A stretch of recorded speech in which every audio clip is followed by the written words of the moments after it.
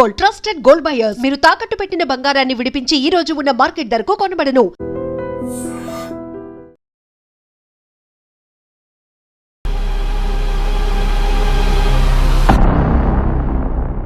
Welcome to lawyer సాబ్.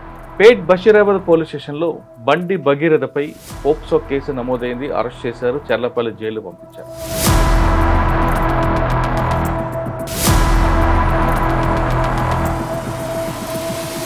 బండి భగీరథ ఇప్పుడు bail వస్తుంది. బెయిల్ వచ్చే అవకాశం ఉందా లేదా? పొలిటికల్ పవర్ లేకపోతే ఏ విధమైన పవర్ ఉన్న వాళ్ళకి అన్ని రూల్స్ అన్ని రెగ్యులేషన్స్ పర్ఫెక్ట్గా అమలవుతాయి.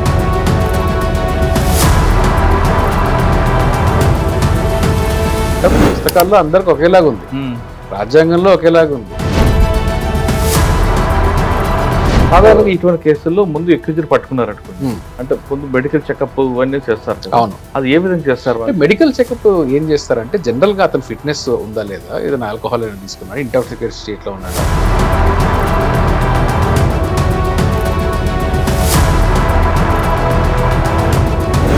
ఆ రిపోర్ట్ ని మ్యాజిస్ట్రేట్ ముందు కూడా పెట్టాలి.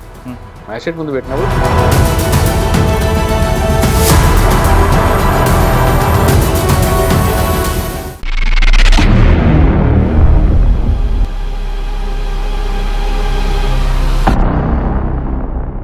వెల్కమ్ టు లాయర్ సాబ్. పేట్ బషీరాబాద్ పోలీస్ స్టేషన్లో బండి భగీరథపై పోక్సో కేసు నమోదైంది. అరెస్ట్ చేశారు, చర్లపల్లి జైలు పంపించారు. చర్లపల్లి జైల్లో అతను ప్రస్తుతం ఉన్నారు. అయితే చర్లపల్లి జైల్లో ఉన్న తర్వాత అతను మరో సెక్షన్ యాడ్ అయింది. ఆ సెక్షన్ ఏంటి? ఆ సెక్షన్ వల్ల అతనికి బెయిల్ వస్తుందా రాదా? అసలు బండి భగీరథ జైలు నుంచి ఎప్పుడు బయటకు వస్తారు అనే విషయాన్ని మనతో మాట్లాడడానికి హైకోర్టు అడ్వకేట్ శ్రీకాంత్ గారు ఉన్నారు. ఆయన అడిగి చాలా క్లారిటీగా తీసుకుని సార్ నమస్తే అండి. నమస్తే.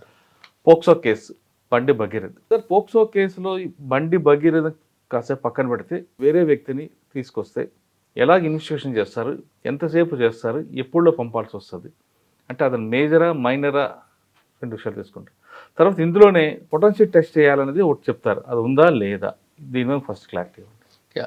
అంటే ఎవరికైనా కానీ చట్టం ఒకేలాగా పనిచేస్తుందండి. ఏదో ఒక బండి భగీరథ అనేది it's a any other case. చట్టానికి వేరే కేసులో పోక్సోకి వెళ్తే 24 hours అబ్జర్వేషన్ పెట్టడం, రకరకాల ట్రీట్మెంట్లు అన్నీ అవుతాయి.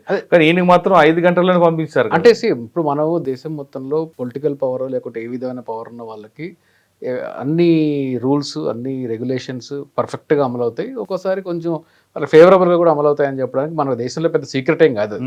ఇప్పుడు ఏదో నేను దాచిపెట్టేసినంత మాత్రాన లేదు వీళ్ళంతా మొత్తం చట్టం అందరికి ఒకేలాగా ఉంది అని చెప్పేసి, చట్టం పుస్తకాల్లో అందరికి ఒకేలాగా ఉంది, రాజ్యాంగంలో ఒకేలాగా ఉంది, రాజ్యాంగంలో సమానత ఉంది, రూల్ ఆఫ్ లా ఉంది. కానీ రూల్ ఆఫ్ లా అందరికీ ఒకేలాగా ఉంటుంది. రూల్ ఆఫ్ లా అంటేనే అందరికి ఒకేలాగా ఉండేదని అర్థం. కానీ ఇక్కడ లేదు కదా. అది that is the unfortunate reality మన దేశంలో. పవర్ఫుల్ పర్సన్స్కి ఇంబ్యాలెన్స్లో ఇట్లాంటివి చాలా జరుగుతుంటాయి. అయితే ఎవరైనా కానీ ఈ పోక్సో కేసు నమోదైన వెంటనే ఎవరికైనా కానీ సేమ్ ట్రీట్మెంట్ ఉంటుంది, వాళ్ళని అరెస్ట్ చేస్తారు. అంటే పోక్సోలో కూడా మళ్ళా పనిష్మెంట్ ఈజ్ ఇంపార్టెంట్. అంటే బిలో 7 years. అంటే దాని మీద ఒక డిస్ప్యూట్ ఉంది. అకార్డింగ్ టు మీ, నా పర్సనల్గా వ్యక్తిగతమైన అభిప్రాయం ఏంటి అంటే, పోక్సో కేసు కానీ SC/ST చట్టాలు కానీ ఇలాంటి స్పెషల్ చట్టాల మీద 7 years కన్నా తక్కువ పనిష్మెంట్ ఉన్నా కానీ ఆ స్పెషల్ చట్టాలకి ఆ క్లాజ్ వర్తించకూడదు అనేది నా అభిప్రాయం. ఎందుకంటే అది స్పెషల్ లా కాబట్టి. జనరల్ లా వేరు, స్పెషల్ లా వేరు. మీకు చాలా కేసెస్లో స్పెషల్గా ఈ PMLA కేసెస్లో వాటిల్లో పనిష్మెంట్ కొద్దిగా తక్కువగా ఉన్నా కానీ వాటిల్లో మనీ లాండరింగ్ మ్యాటర్స్లో ఈ ఫైనాన్షియల్ దీంట్లో ఉన్నాయి చట్టాలు, దీంట్లో కొంచెం శిక్ష తక్కువగా ఉన్నా కానీ అరెస్ట్ చేసిన దాఖలాలు రీసెంట్గా కూడా చూస్తాం మనం. ఈ కేసులో బిలో 7 years అంటే ఏ సెక్షన్ మీద అయితే బిలో 7 years పడుతుంది, ఆఫ్టర్ 7 years అంటే ఆఫ్టర్ 7 years అంటే మోర్ దెన్ 7 years అని అంటే ఏంటి అంటే, కొంచెం అగ్రివేటెడ్ సెక్సువల్ అసాల్ట్ ఉండడము, ఎక్స్ట్రీమ్ ఫామ్లో ఉండడము, లైక్ రేప్ లాంటివి ఉండడము, లేదంటే ఏదైనా బాడీలో ఇంజురీ చేసేలాగా ఉండడం, ఇట్లా కొంచెం అగ్రివేటెడ్ ఫామ్లో ఉన్న వాటికి మోర్ దెన్ 7 years ఉంటుంది. అలా కాకుండా మొలెస్టేషన్ చేయడము, వెంటబడ్డము, లేదంటే ఏమైనా ఫోటోలు షేర్ చేయడము, ఇలాంటి వాటికి కొంచెం తక్కువ శిక్ష ఉంది. 7 years, లెస్ దెన్ 7 years శిక్ష ఉంది. సో లెస్ దెన్ 7 years శిక్ష ఉన్న దానిలో జనరల్గా ఏంది అంటే టచ్ చేశారని ఇలాంటివి ఉంటాయి కదా. ఇలాంటి వాటిల్లో ఏంటంటే కొంచెం లిబరల్గా స్టేషన్ బెయిల్ కూడా ఇవ్వడం జరుగుతుంది. కానీ రేప్ కేసెస్లో కొంచెం సీరియస్ ఫార్మ్ ఆఫ్ క్రైమ్ జరిగినప్పుడు ఇలాంటి వాటిల్లో మాత్రం ఖచ్చితంగా నాన్ బెయిలబుల్ అఫెన్సెసే ఖచ్చితంగా అరెస్ట్ చేసి తీరుతారు పోలీసులు. జనరల్గా ఏంటంటే పోక్సో ఒకటే కాదండి, ఈవెన్ జనరల్గా రేప్ కేసులో అయినా కానీ మేజర్ అమ్మాయిని అయినా కానీ రేప్ చేసిన దాఖలాలు ఉన్నప్పుడు చాలా సీరియస్గా ఆ కేసెస్ని వెంటనే అరెస్ట్ చేయడము ఇట్లాంటి ఇన్వెస్టిగేషన్స్ చేస్తారు. మామూలుగా అంటే మేజర్ అమ్మాయికి రేప్ చేశారు అనుకోండి, ఆ అమ్మాయి కన్సర్న్ లేకుండా, ఎస్, ఆ కేసులో పొటెన్షియల్ టెస్ట్ ఉంటుంది అంటారా? అసలు పొటెన్సీ టెస్ట్ అనేది outdated concept. There is interesting Tamil Nadu high court ఒకసారి ఇంట్రెస్టింగ్ సర్క్యులర్ జడ్జిమెంట్ కూడా ఉంది. వాళ్ళైతే ఏకంగా పోలీస్ డిపార్ట్మెంట్కి సర్క్యులర్ ఇచ్చారు. పోలీస్ డిపార్ట్మెంట్ డీజీకి చెప్పి సర్క్యులర్ ఇవ్వమని చెప్పారు. అదేంటి అంటే పొటెన్సీ టెస్ట్ మెకానికల్గా చేయాల్సిన అవసరం లేదు, మెకానికల్గా చేయకండి, అది డిగ్నిఫైడ్ పద్ధతిలో ఉండాలి. పొటెన్సీ టెస్ట్ అంటే ఏంటి, మీకు పురుషాంగం ఉంటే మీరు రేప్ చేయగలుగుతారు అనే దానికి అదొక ఈక్వేషన్ కాదు కదా. కేవలం అందులో కొన్ని డిఫెన్స్ ఏమంటారు, కొన్ని కేసుల్లో నా క్లయింట్కి ఆ టైంలో సెక్స్ మూమెంట్ లేదు, నా ఆ క్లయింట్ టైంలో అంటే కుదరదు. ఎప్పుడు అదే అదే అక్కడికే వస్తున్నా. ఎప్పుడు పొటెన్సీ టెస్ట్ చేయాలి అంటే అక్యూజ్డ్ పర్సన్ ఒకవేళ నేను ఇంపార్టెంట్ అని చెప్పేసి అతను కానీ డిఫెన్స్ తీసుకుంటే ఆ బేసిస్ మీద అప్పుడు ప్రూవ్ చేయాల్సి వస్తుంది. Otherwise it goes without saying ఇతను పోటెంటే అనే విషయం అక్కడ నిర్ధారణ ఉంది. ఇంకోటి ఏంటంటే ఇప్పుడు పొటెన్సీ టెస్ట్ అని అనుకుందాం. పోక్సో చట్టం కింద పర్టికులర్గా మేజర్ ఉమెన్ మైనర్ అబ్బాయి అంటే మైనర్ అంటే అబ్బాయి అయినా అమ్మాయి అయినా కానీ డెఫినేషన్ కాదు, మైనర్, జస్ట్ మైనర్, అబ్బాయి ఉండొచ్చు అమ్మాయి ఉండొచ్చు, సెక్షువల్ యాక్ట్లో ఇన్వాల్వ్ అయి ఉంటే అప్పుడు క్రైమ్ ఎవరు చేసినట్టు, మేజర్ ఉమెన్ చేసినట్టు కదా. మేజర్ ఉమెన్కి పొటెన్సీ టెస్ట్ ఎక్కడి నుంచి చేస్తారు? సో పొటెన్సీ టెస్ట్ అనేది అవుట్డేటెడ్ కాన్సెప్ట్, మ్యాండేటరీ కాదు. మ్యాండేటరీ కాదు, ఎక్కడ మ్యాండేటరీ కాదు. ఎప్పుడు మ్యాండేటరీ అంటే ఒకప్పుడు చేసేవాళ్ళు, ఇప్పుడు కూడా పోలీసు వాళ్ళు మెకానికల్గా చేస్తూ ఉంటారు. అది తమిళనాడు కోర్టు ఏం చెప్పింది? తమిళనాడు కోర్టు ఏం చెప్పింది అంటే మెకానికల్గా చేయాల్సిన అవసరం లేదు, చెయ్యకండి. కోర్టు కూడా ఇన్సిస్ట్ చేయడానికి లేదు. చాలాసార్లు ఇప్పుడు మన కోర్టులో కూడా మ్యాజిస్ట్రేట్స్ కూడా చూస్తూ ఉంటాము. ఇలా ఏం చేస్తారంటే ఈ సెషన్స్ ట్రయల్స్లో కూడా పొటెన్సీ టెస్ట్ చేశారా అంటారు. సో పొటెన్సీ టెస్ట్ చేశారా అంటే మీకు కొంచెం విడమర్చి చెప్తాను దీన్ని. కొంచెం ఏంటి అంటే కేవలం పురుషాంగం ఉంటే మాత్రమే రేప్ చేయగలుగుతారు అనేది డెఫినేషన్ కాదు అసలు. రేప్ అంటే కేవలం పురుషాంగం ఉంటేనే చేసేది కాదు, పురుషాంగం ఉన్నా పురుషాంగం లేకపోయినా రేప్ చేయొచ్చు. అలా కాదు, దాంట్లో అది వీర్యం వస్తేనే లేదు కదా, ఇంపాసిబుల్. అంటే ఆ డెఫినేషన్ అనేది అసలు ఆ పొటెన్సీ టెస్ట్ కాన్సెప్ట్ అనేది అవుట్డేటెడ్ కాన్సెప్ట్. అది చేయకూడదు. కేవలం వీర్యం వస్తేనే వీళ్ళు పోటెంట్ అని చెప్పేసి అలా కాదు. ఇప్పుడు రేప్ డెఫినేషన్లో ఫర్ ఎగ్జాంపుల్ మీకు చెప్తా. ఈవెన్ మీరు రెగ్యులర్ ఐపీసీ బిఎన్ఎస్ రేప్ చూసుకున్నారనుకోండి, అందులో కేవలం పెనిట్రేటివ్ సెక్స్ ఉంటే మాత్రమే రేప్ కాదు. Any body part, fingers, any body ఇది ఆబ్జెక్ట్ కానీ లేదంటే వేరే ఇతర ఆబ్జెక్ట్ అయినా కానీ మర్మాంగంలో పెట్టడము, తన బాడీలో పెనిట్రేట్ చేసేలాగా వేరే ఆబ్జెక్ట్తో పెనిట్రేట్ చేయడము, అలాంటి విషయాల్లో కూడా అది కూడా రేపే. సో రేప్కి పెనిట్రేషన్ అనేది ఒకటి పారామీటర్ కాదు. ఎలిగేషన్ ఉన్నప్పుడు, పెనిట్రేటివ్ సెక్స్ జరిగింది అనే ఎలిగేషన్ ఉన్నప్పుడు, నేను పెనిట్రేట్ చెయ్యలేను అని ఆ నిందారోపితుడు చెప్పినప్పుడు అప్పుడు ప్రాసిక్యూషన్ వాళ్ళు ప్రూవ్ చేయాల్సి వస్తుంది. పొటెన్సీ టెస్ట్ మ్యాండేటరీ కాదు, పొటెన్సీ టెస్ట్ మ్యాండేటరీ కాదు. మీకు క్లాసిక్గా నిత్యానంద కేసు చూడండి, నేను పొటెంట్ కాదు అన్నాడు, అప్పుడు అతన్ని లేదు నువ్వు టెస్ట్ చేయాల్సిందని సుప్రీంకోర్టు దాకా వెళ్ళింది మ్యాటర్. అది లేదు నువ్వు చేయాల్సింది అన్నప్పుడు పారిపోయాడు, వేరే విషయం.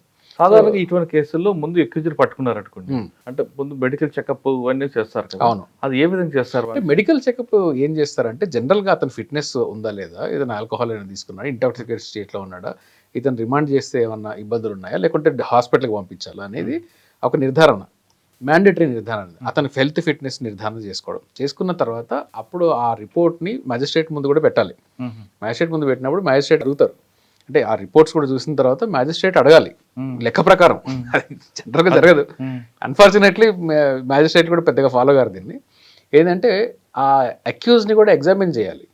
ఎగ్జామిన్ చేసి ఏ కేసులో తీసుకొచ్చారు ఏంటి, అసలు ఇతను రిమాండ్కి పంపించాల్సిన అవసరం ఉందా లేదా, నేను రిమాండ్కి పంపాలా తిరస్కరించాలా, ఇది చూడాలి.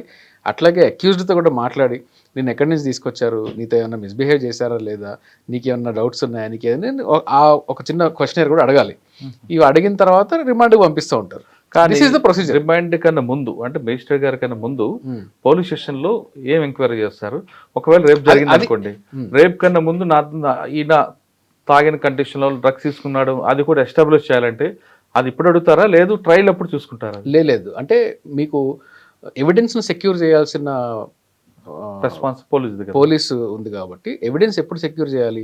ఒకవేళ ఇమీడియట్గా క్రైమ్ జరిగింది వెంటనే దొరికింది అనుకోండి, ఇప్పుడు ఫర్ ఎగ్జాంపుల్ బండి భగీరథ కేసు తీసుకోండి, అందులో మీకు అసలు ఏ సైంటిఫిక్ ఎవిడెన్స్ ఉంటుంది?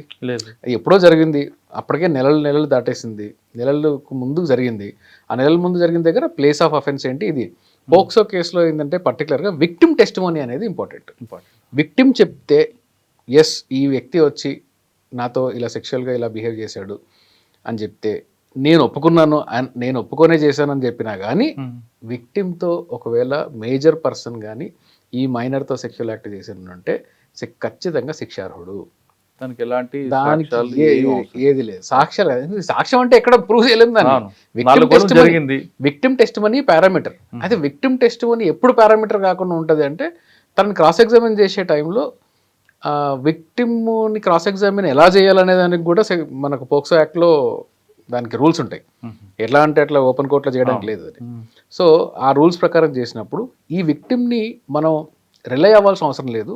కాంట్రాడిక్ట్ చేస్తూ ఎవరన్నా చెప్తున్నారు అని అన్నప్పుడు అప్పుడు ఏదన్నా ఛాన్స్ ఉండొచ్చు, కానీ అది పోక్సో కేసెస్లో అంత పెద్దగా ఇంపార్టెంట్ విషయం అయితే కాదు. ఇప్పుడు జరుగుతున్న కేసు గురించి కాకుండా జనరల్గా కొంతమంది క్రిమినల్స్ ఏం చేస్తారంటే, సార్ నేనే కాదు నాకన్నా ముందు చాలా మంది ఉన్నారు అవును అని కొంతమంది ఎలిగేషన్ పెడతారు. అవును, అప్పుడు ఎలా చేస్తారు? నేను చూశాను ఇది, నేను ఒక కేసులో చూశాను ఇది.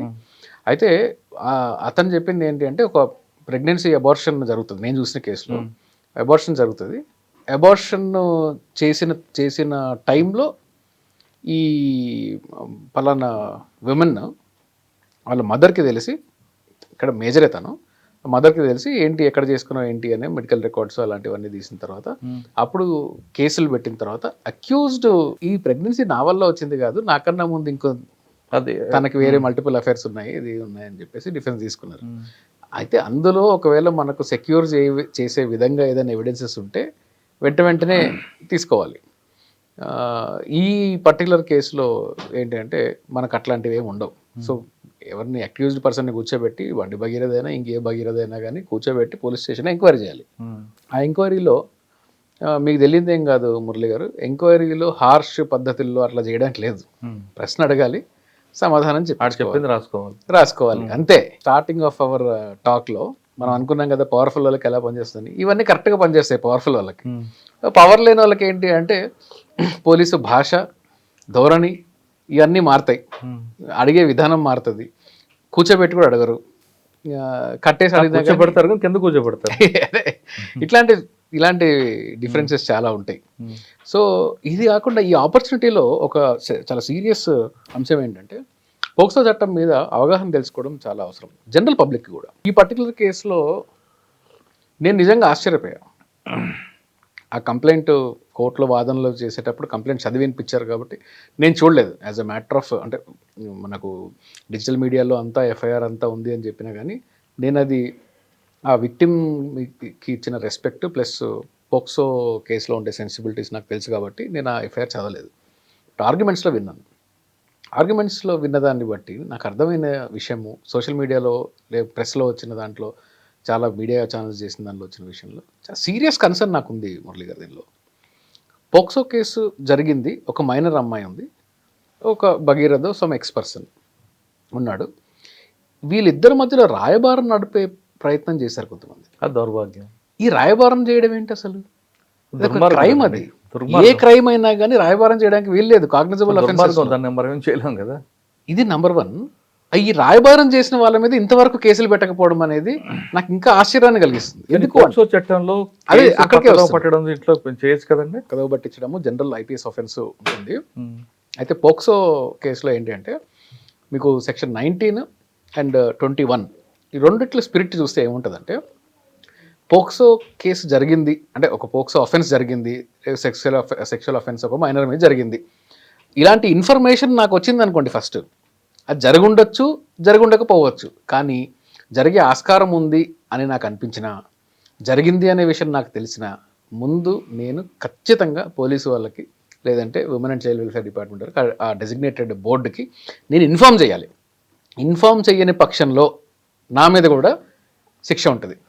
ఇప్పుడు ఈ రాయబారం నడిపిన బ్యాచ్ ఉంది కదా, ఈ రాయబారం నడిపిన బ్యాచ్ ఈ చట్టంలో ఈ 2 సెక్షన్లు ఉన్నాయి కదా, డెఫినేషన్ ఒకటి పనిష్మెంట్ ఒకటి, దీనికి వీళ్ళు అట్రాక్ట్ అవుతారు కదా. తెలిసిన వెంటనే నువ్వు అసలు రాయబారం నడపడం ఏంటి, మీటింగ్లలో కూర్చోవడం ఏంటి, ముందు పోలీసు వాళ్ళకి చెప్పకుండా కాగ్నిజబుల్ అఫెన్స్ జరిగింది, పోక్సో కింద జరిగింది, ఇది పోక్సో అఫెన్స్ లాగా ఉంది అని చెప్పకుండా వాళ్ళు రాయబారం నడిపారు కాబట్టి ఆ పర్టికులర్ పోర్షన్ ఆఫ్ కంప్లైంట్ కంప్లైంట్లోనే రాసుంది కాబట్టి ఖచ్చితంగా పోలీసు వాళ్ళు దానిలో ఇన్వాల్వ్ అయ్యి ఎవరెవరైతే ఈ మీటింగ్లు వాళ్ళు ఏ ఉద్దేశంతో చేయనివ్వండి, లేదు నేను చాలా మంచి ఉద్దేశాలు లేవు. పోక్సో కేసులో నువ్వు సెటిల్మెంట్ చేద్దాము ఇలాంటి దందాలన్నీ కుదరవు, రాయబారు నడుపుదాము, ఏదో 4 గోడల మధ్యలో క్లోజ్ చేద్దాము, ఇలాంటివి చేస్తే వాళ్ళకి కూడా శిక్ష ఉంటుంది. అది లాయర్ అయినా, అది పోలీస్ అయినా, అది జర్నలిస్ట్ అయినా, ఎవరికైనా కానీ శిక్ష ఉంటుంది. Any major person. వాళ్ళతో పాటు కొంతకాలం బండి భగీరథ తలదాచుకున్నాడు. ఆయన మీద ఆల్రెడీ కేసు ఉందని మొత్తం ప్రపంచం తెలిసిపోయింది. ఆ వ్యక్తికి షెల్టర్ ఇచ్చిన వాళ్ళ మీద కేసు పెట్టచ్చా? అంటే ఇక్కడ 2 అంశాలు ఉన్నాయి. ఈ వ్యక్తి హైకోర్టును ఆశ్రయించాడు. హైకోర్టును ఆశ్రయించినప్పుడు ఏమవుతుందంటే అతనికి రైట్ ఉంది. హైకోర్టును ఆశ్రయించి యాంటిసిపేటరీ బెయిల్ తీసుకునే రైట్ అతనికి ఉంది. కాబట్టి ఈ పీరియడ్లో అబ్స్కాండ్ అయ్యాడు అంటే పోలీసు వాళ్ళు పనిచేసి ఎంక్వైరీ చేసుకోవాలి. అతను ఒక సేఫ్ ప్లేస్లో ఉన్నాడు, నేను తప్పించుకొని తిరగట్లేదు, నేను కోర్టు పరిధిలో ఉన్నాను, కోర్టు నన్ను రెస్క్యూ చేయడానికి కోర్టు ఒప్పుకోలేదు, సో నేను వచ్చి సరెండర్ అవుతా అన్నప్పుడు ఈ పీరియడ్లో నువ్వు ఎక్కడున్నావు అనేది అంతగా సరే కోర్టు బెయిల్ ఇవ్వలేదు. ఒకవేళ బెయిల్ ఇవ్వకుండా కోర్టు బెయిల్ ఇవ్వకుండా కూడా ఇతను దాచిపెట్టి ఉండుంటే దాంట్లో ఎయిడ్ చేసిన వాళ్ళకి శిక్ష పడదు. పోక్సో కేసులో మామూలు వ్యక్తికి ఒకలాగా ఉంది, ఈయనకి ఒకలాగా ఉందండి. దీనివల్ల మన సమాజం ఏం మెసేజ్ ఇస్తాం? సమాజానికి ఏం మెసేజ్ ఇవ్వాల్సిన అవసరం లేదండి, సమాజమే మనకు మెసేజ్లు ఇస్తుంది. ఈ కేసులో పర్టికులర్గా ఇలాంటి కేసులు వచ్చినప్పుడు మీకు సమాజం ధోరణి చూడండి ఎలా ఉంటుంది. అంటే ఎంతగా విడిపోయినామంటే మనము ఒక మైనర్ బాలికకి ఒక విషయం జరిగినప్పుడు నిజంగా అది ప్రైమా ఫేసీ మైనరే అని మనకు తెలిసినప్పుడు విక్టిమ్ని బ్లేమ్ చేయడం, విక్టిమ్ ఐడెంటిటీని బయటపెట్టడం, విక్టిమ్ ఫోటోలు, విక్టిమ్ పేరు చెప్పరు కానీ విక్టిమ్ మదర్ పేరు ఫాదర్ పేరు చెప్పేస్తారు. విక్టిమ్ పేరు చెప్పకుండా వాళ్ళు రకరకాల మార్గాలు ఎంచుకున్నారండి. అక్కడ ఉండొచ్చు, ఇలా ఉంటుంది. నేను చాలా కాలం కింద ఒక మీడియా ఛానల్లో కేసు, ఐ థింక్ ఉప్పల్ దగ్గర ఇక్కడ ఒక కేసు జరిగింది, పోక్సో కేసు. విక్టిమ్ చిన్న పాప రేపుకు గురైంది, 11-12 ఏళ్ళు ఏదో ఉంటాయి. చట్టం కింద అమ్మాయి ఐడెంటిటీ చెప్పకూడదు కాబట్టి ఈ కెమెరామెన్ ఏం చేశారంటే ఇదే అపార్ట్మెంట్లో అమ్మాయి ఉంటుంది, ఇందులో 4వ ఫ్లోర్లో ఉంటుంది అని చెప్పేసి చెప్తున్నాడు. ఇంకేముంది ఐడెంటిటీ? మరి చెప్పకూడదు అన్నప్పుడు కంప్లైంట్లో మరి ఎందుకు రాశారండి? కంప్లైంట్లో ఎఫ్ఐఆర్ కాపీలో ఫలానా గార్డెన్స్లో ఉంటుందని రాశారు. దానివల్ల అర్థమైపోతుంది. ఎఫ్ఐఆర్ అందుకనే ఉమెన్ పోక్సో ఇలాంటి ఒఫెన్సెస్లో ఎఫ్ఐఆర్ డిస్క్లోజ్ చేయాల్సిన అవసరం లేదు. కోర్టుకి పంపించిన అవన్నీ కోర్టుకి పంపించిన ఎఫ్ఐఆర్లో కూడా కోర్టుకి ఓకే, పబ్లిక్ డొమైన్లో పెట్టకూడదు. పబ్లిక్ డొమైన్ పెట్టగల ఏదో రకంగా బయటకు వస్తుంది కదండి. బయటకు వచ్చినప్పుడు ఈ విధంగా వస్తుంది. కానీ ఎఫ్ఐఆర్లో జనరల్గా ఏం చేస్తామంటే విక్టిమ్ గర్ల్ అని రాస్తారు, పేరు రాయరు, విక్టిమ్ గర్ల్ అని రాస్తారు, పేరు వేరే రికార్డులో రాస్తారు. అమ్మాయి ఐడెంటిటీ అవన్నీ కూడా వేరే రికార్డులో ఉంటుంది. ఎఫ్ఐఆర్లో మాత్రం విక్టిమ్ గర్ల్ అని రాస్తారు, పేరు రాయరు, జనరల్గా పేరు రాయరు. ఒక వ్యక్తికి ఒకలాగా మరో వ్యక్తి ఒకలా, అంటే డబ్బున్నోడికేమో అది బిటర్ రియాలిటీ. అది మీకు అసలు ఏ తప్పు చేయలేదు అనుకున్న వాళ్ళు, అసలు ఆ క్రైమ్ జరిగినప్పుడు ఆ సీన్లో లేని వాళ్ళు, క్రైమ్తో సంబంధం లేని వాళ్ళని కూడా జస్ట్ బికాజ్ మతానికి సంబంధించిన వాడో, కులానికి సంబంధించిన వాడో, లేకపోతే వాడికి ఏదో పొలిటికల్గా ఏదైనా ఉంటుందో, ఇలాంటి ఏదో నాయ కారణాల్లో అరెస్ట్ చేసి తీసుకెళ్ళి జైల్లో పెట్టేయడము సర్వసాధారణంగా జరుగుతుంది. పవర్ ఉన్న వాళ్ళకి మాత్రము నిజంగా తప్పు చేశాడు అంటే కూడా చట్టాలు, ప్రభుత్వాలు, ఎక్కడ లేని వ్యవస్థలు ఇవన్నీ మొత్తం కలిసి వీడిని ఎలా కాపాడాలని చెప్పి ట్రై చేస్తాయి. దానిలో నాకు అసలు ఎటువంటి అభ్యంతరం లేదు ఈ కామెంట్ చేయడానికి. కానీ పోక్సో కేసు అనేది ఎవరికైనా ఒకటే కదా. పోక్సో కేసు కాదు, క్రిమినల్ చట్టం ఎవరికైనా ఒకటే కదా. ఏ రాష్ట్రం ఉన్నాడు, ఈ కులం ఆడుకున్నా కానీ ఒక్కటే. ఆయన వస్తారంటే వీళ్ళు వెళ్ళి సరెండర్ అయ్యి తీసుకురావడం అనేది అసలు ఈ పోక్సో కేసులో ఇంతటి సీరియస్ అఫెన్స్ ఉన్నప్పుడు విక్టిమ్కి నోటీస్ ఇచ్చారు, అక్యూజ్డ్కి నోటీస్ ఇచ్చారు. ఎక్కడి నుంచి ఇచ్చారు, ఎవరికి ఇచ్చారు నోటీస్? ఇంతవరకు చెప్పానండి పోలీసు వాళ్ళని, చెప్పానండి కోర్టులో చెప్పండి. ఎంతమందికి కాగ్నిజబుల్ అఫెన్సెస్లో నోటీసులు ఇచ్చి మీరు ఎంక్వైరీకి రావాలని అడిగారు, ఎంతమందికి ఇచ్చారు చెప్పనండి నాకు. పర్టికులర్ పోక్సోలు ఇచ్చారేమో చెప్పనండి, రేప్ కేసులు ఇచ్చారేమో, రేప్ కేసులు కొడతారు లోపల వేయడం కదండి. అదే ఎట్లా నోటీసులు ఎక్కడ ఇచ్చారు?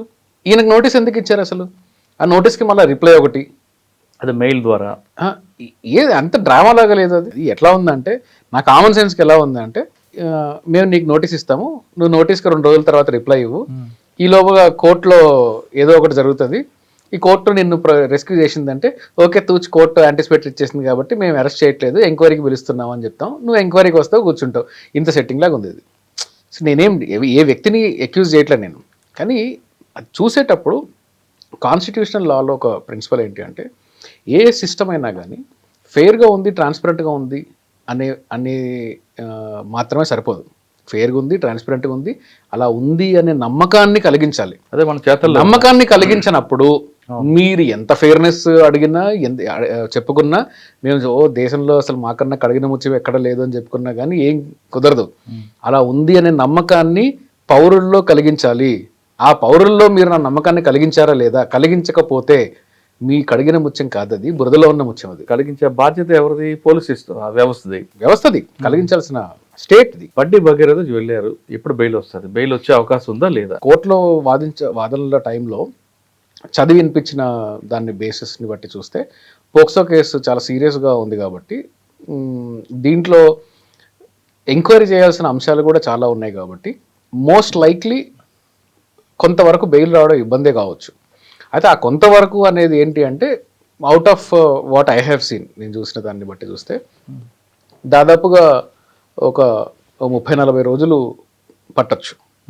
ఒకవేళ పోలీసు వాళ్ళు జనరల్గా ఏం చేస్తారంటే, ఈ విషయం గురించి మనం ఇది గతంలో మాట్లాడున్నాం, కస్టడీ చట్టం ఇంతకుముందు ఎలా ఉండేది తీసుకుంటారట కదా. కస్టడీ ఇంతకుముందు ఎలా ఉండేదంటే సిఆర్పిసి ఉన్నప్పుడు 15 రోజులు మాత్రమే ఉండేది. అంటే డేట్ ఆఫ్ అరెస్ట్ నింది ఈరోజు అరెస్ట్ చేశారు, జ్యుడిషియల్ రిమాండ్కి పంపించారు, ఈ రోజు నుంచి 15 రోజుల్లోగా మాత్రమే నేను కస్టడీ తీసుకోగలను. కస్టడీ కూడా 15 రోజులు మ్యాక్సిమం అడగచ్చు డే 1 నుంచి. ఫర్ ఎగ్జాంపుల్ ఈరోజు అరెస్ట్ అయ్యాడు, 5వ రోజు కస్టడీ పిటిషన్ వేశారు. 5వ రోజు కస్టడీ పిటిషన్ వేసినప్పుడు నాకు 15 రోజులు కావాలంటే కుదరదు, మిగతా 10 రోజులే ఉంది కాబట్టి 10 రోజులకు అడగచ్చు. కోర్టు అన్ని విషయాలు పరిగణించి 10 రోజులు ఇవ్వాలా, 1 రోజు ఇవ్వాలా, ఒక పూట ఇవ్వాలా, కోర్టు డిసైడ్ చేస్తాం. ఇది ఇంతకుముందు చట్టం. ఇప్పుడు ఏం జరిగిందంటే ఈ కొత్త హిందీ చట్టంలో ఏం చేశారంటే, ఇప్పుడు 90 days కదా, 376 అంటే రేప్ కేసెస్లో 90 days కదా. సో ఈ 90 daysలోగా 15 రోజులు టైం ఇచ్చారు. అంటే ఈరోజు ఒక పిటిషన్ వేయచ్చు, నేను ఒక పిటిషన్ వేసి నేను బండి భగీరథని ఈరోజు నేను తీసుకెళ్తానండి అని చెప్పొచ్చు. మళ్ళీ ఒక వారం తర్వాత మళ్ళీ ఇంకో పిటిషన్ వేయచ్చు, నాకు ఇంకొక 1 day కావాలి అని చెప్పొచ్చు. అట్లా 15 రోజులు టోటల్ విదిన్ 90 days చేసుకోవచ్చు. ఇది చాలా కేసెస్లో పోలీసులు దారుణంగా అబ్యూజ్ చేస్తున్న సెక్షన్లు ఇవి. ఇప్పుడు ప్రజెంట్ ఇక్కడే కాదు, అసలు నార్త్ ఇండియాలో అయితే నా ఫ్రెండ్స్ చెప్తూ ఉంటారు, వాళ్ళు ఎట్లా చేస్తారంటే ఫస్ట్ కావాలంటే ఒక 2-3 రోజులకి ఎంక్వైరీకి వేస్తారు, పిటిషన్ వేస్తారు. పిటిషన్ వేసిన వెంటనే వాడు బెయిల్ వేస్తాడు, అక్యూజ్డ్ వేస్తే లేదు కస్టడీ ఉంది కదా అని చెప్తారు. సో కస్టడీ ఉంది కదా అనే గ్రౌండ్స్ మీద బెయిల్ డిస్మిస్ అయింది. సెకండ్ బెయిల్ వేస్తాడు, అప్పుడు మళ్ళీ ఇంకో కస్టడీ పిటిషన్ వేసి 2 రోజులు అడుగుతారు, లేదు మళ్ళీ కస్టడీ ఉంది కదా అని బెయిల్ ఆపుతారు. సో ఇట్లా 90 రోజులు వేస్తుంటారు. 90 రోజుల్లో స్ప్లిట్ చేసి వేసేస్తారు. సరే, ఆ సిస్టమ్ ఇప్పుడు ఎక్కడో చేయొచ్చా? అంటే అది అబ్యూజ్. నేను దానికి వ్యతిరేకం, ఫండమెంటలీ నేను వ్యతిరేకం. అసలు పోలీస్ కస్టడీకే నేను వ్యతిరేకం. పోలీస్ కస్టడీ 1 day కూడా ఉండకూడదు అంటాను నేను. అది భగీరథ అయినా ఇంకెవరైనా కానీ పోలీస్ కస్టడీ అనేది అసలు it's a waste of time. State దగ్గర అంతా ఉన్న తర్వాత అక్యూజ్ని జైల్లో పెట్టి ఎంక్వైరీ చేయాలి తప్ప ఏముంటుంది అక్కడ చేయడానికి? ఏ అక్యూజ్ ఉండదండి, జస్ట్ పిలిపించి ఆయన కొంచెం అది అంతా చేయడం తప్ప అసలు పోలీస్ కస్టడీ అనేది లేదు. నాకు తీసుకొచ్చి ఏం చూసి రికవరీ చేస్తాను నాకు అసలు అందుకే చెప్తున్నా, అసలు పోలీస్ కస్టడీ అనేది ఇట్స్ నాన్ సెన్సికల్ ప్రొసీజర్. మన ఇండియన్ లాలోనే ఉంటుంది అది, పోలీస్ కస్టడీ ఇవ్వడం అనేది. అది వేరే ఈ కేసు కాదు, ఏ కేసులో తీసుకొచ్చి ఏ కేసులో రిపోర్ట్ తర్వాత ఇస్తారు కస్టడీ అయిపోయి రిపోర్ట్, అందులో ఏముంటుందని ఏం లేదు, కంప్యూటర్ సీట్ చేసాము. ఇప్పుడు కస్టడీ మెకానికల్ గా కాదు ఇవ్వచ్చు.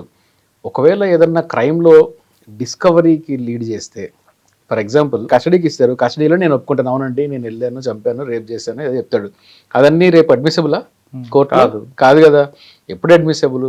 అది ఒకవేళ ఏదన్నా డిస్కవరీ ఉండి వీళ్ళు ఇక్కడి నుంచి వెళ్ళి వెళ్ళేటప్పుడు చూసినప్పుడు, ఇలాంటి మీనింగ్ఫుల్ ఇది ఉన్నప్పుడు తీసుకోవచ్చు. ఇప్పుడు అక్యూజ్ని తీసుకొని వచ్చి నేను 15 రోజులు కస్టడీ ఇస్తాను మెకానికల్గా అంటే కుదరదు. సో ఈ కేసు అయినా ఏ కేసు అయినా కానీ వీళ్ళు ఎంక్వైరీ చేయాల్సిన అంశాలను ఫినిష్ చేసేస్తే ఇంకా ఫర్దర్ ఎంక్వైరీ ఏం లేదు అని డిఫెన్స్ చెప్తారు. ఫర్దర్ ఎంక్వైరీ ఏం లేదు, జైల్లో ఉన్నంత మాత్రాన పర్పస్ సర్వ్ అవ్వదు అని కోర్టు భావించినప్పుడు అప్పుడు బెయిల్ వచ్చే ఛాన్సెస్ ఉంటాయి. ఎన్ని రోజులు పట్టచ్చు? ఎన్ని రోజులు అని చెప్పలేము. 3 నెలలు మినిమమ్. 3 నెలలు 3 రోజుల్లో కూడా రావచ్చు. కానీ ఈ పర్టికులర్ కేసులో నాకు తెలిసి ఈ పర్టికులర్ కేసులో బహుశా కొంచెం టైం పట్టే ఆస్కారాలు ఉన్నాయి. ఎంత టైం అనేది మనం చెప్పలేము, కానీ ఆబ్వియస్గా మనం అనుకున్నట్టుగానే అంత ఆబ్వియస్గా మంచి క్రీమ్ టాప్ లాయర్స్ వస్తారు. సో లా చాలా బాగా వింటారు, అందరూ జడ్జిలు కూడా వింటారు, ఓపిక్గా వింటారు. అట్లాంటిది ఏదైనా పాయింట్ ఏదైనా రావచ్చు. అక్కడ ప్రాసిక్యూషన్ మరి బెయిల్ చూసే సెషన్స్ కోర్టులో ప్రాసిక్యూటర్ ఎలా దాన్ని కంటెస్ట్ చేస్తారో తెలియదు. ఎన్ని ఫ్యాక్టర్స్ ఉంటాయి కదా. కాబట్టి బెయిల్ అనేది కొంచెం లేట్ అవ్వే ఛాన్సెస్ మాత్రం ఉన్నాయి ఈ పర్టికులర్ కేసులో. జనరల్ గా వేరే కామన్ మ్యాన్ అనుకోండి, ఈ మీరు చాలా కేసుల్లో ఈ మినిమం ఒక 40 days ఆయన కాకుండా 40 అయితే మినిమం ఇలాంటి కేసుల్లో జనరల్ గా 30-40 days కన్నా ముందు బెయిల్ రావడం దాదాపుగా అసాధ్యం. ఒకవేళ 30-40 days లో బెయిల్ వచ్చిన తర్వాత కూడా ట్రయల్ ఎప్పుడు స్టార్ట్ అవుతుంది? ట్రయల్ ఇది ఒక పెద్ద అబ్యూజ్ అండి. మన పర్టికులర్ పోక్సోలో కూడా చట్టం ఎన్నో చెప్తుంది, 6 నెలల్లో చేయాలి ఇదని చెప్తుంది, కానీ అసలు అలాంటివి ఏమి జరగవు. పోక్సో కేసులో కూడా ఈ రోజు ఒకవేళ ఎఫ్ఐఆర్ అయితే 2 ఏళ్లకో 3 ఏళ్లకో షెడ్యూల్ వేస్తారు. అట్లాంటి కేసులు బోల్డ్ ఉన్నాయి. సో ఇప్పుడు పెట్టిన సెక్షన్ చూస్తారు కదా. అవును, 64 ఇవన్నీ కూడా ప్రూవ్ అయితే 10 years కన్నా ఎక్కువ. జనరల్గా పోక్సో కేసెస్లో ఇలాంటివి ప్రూవ్ అయితే 10 to 20 years ఇవ్వడం జరుగుతుంది. కొన్ని సందర్భాల్లో లైఫ్ కూడా పడుతుంది. ఈ పర్టికులర్ కేసులో 10 నుంచి 20 ఏళ్ల మధ్యలో దాదాపు 20 ఏళ్ళు శిక్ష పడే అవకాశం కూడా లేకపోలేదు. మనం వింటున్న కేసుల్లో కరెక్ట్గా ఇప్పుడు వాళ్ళు పెట్టిన సెక్షన్ ప్రకారం పోలీసులు దర్యాప్తు చేసి ఛార్జ్ షీట్ వేస్తే 10 నుంచి 20 సంవత్సరాలు జైలు శిక్ష అంటున్నారు శ్రీకాంత్ గారు. అంటే ఒక్కొక్కసారి వాళ్ళ ప్రాసిక్యూషన్ కానీ ఫెయిల్ అయితే కొంచెం ముందే రావచ్చు, కానీ మినిమం అయితే 3 months అయితే లోపల ఉండాల్సిందేని శ్రీకాంత్ చెప్తున్నారు. కానీ ఈ కేసులో ఒకలాగా సామాన్యుడికి ఒకలాగా కాకుండా ఆ వ్యవస్థలో మార్పులు తీసుకురావాలి, ఎవరికైనా రూల్ ఆఫ్ లా అనేది ఒకటే ఉండాలనేది శ్రీకాంత్ గారు చెప్తున్న విషయం. ఇది బండి భగీరథ కేసులో శ్రీకాంత్ గారి ఒపీనియన్. మరో విషయంలో మళ్ళీ కలుద్దాం. అంతవరకు నమస్తే. థ్యాంక్ యూ అండి. Thank you.